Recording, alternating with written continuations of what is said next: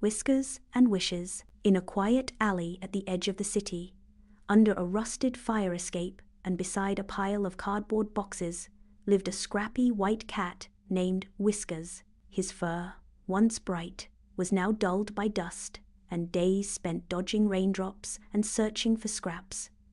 But inside him burned a quiet, flamier dream of something more. Each morning, Whiskers would wake before the street lamps flickered out. He'd stretch beneath the skyline and walk a few blocks, careful to avoid the barking dogs and broom-wielding humans. His destination? The wide glass window of Maison de Meow, the most expensive feline cafe in town. Inside, sitting on velvet cushions and nibbling salmon pastries, was Sir Reginald Fluffington III, a pristine, purebred white cat with a diamond-studded collar and a staff of personal groomers.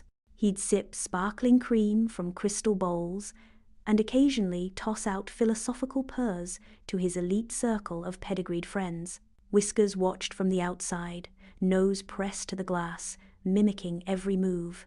He held a cracked teacup he'd found in the trash and pretended to sip. He bowed gently to pigeons like a gentleman and practiced refined meows in private.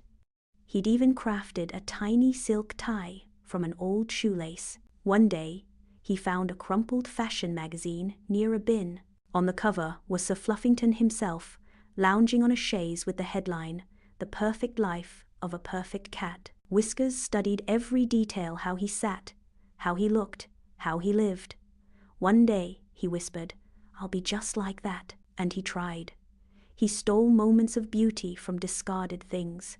He cleaned his fur with lavender-scented wipes he'd found behind a salon. He stitched together a waistcoat from fabric scraps and brushed his tail with a toothbrush. He even started writing short poems in the dirt, hoping one day someone would publish them. One cloudy morning, as he performed his usual routine of imitation outside the cafe, Sir Fluffington noticed him. He tilted his head, curious. With a twitch of his whiskers, he stood and strutted to the window.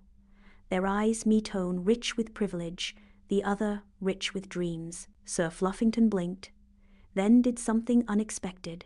He lifted his paw and gave a small, dignified bow. Whiskers, stunned, bowed back. The next day, a tiny parcel appeared near Whiskers' alley. A warm scarf, a can of salmon, and a note that simply read, "You live with more elegance than any of us." R.F. Whiskers didn't become rich.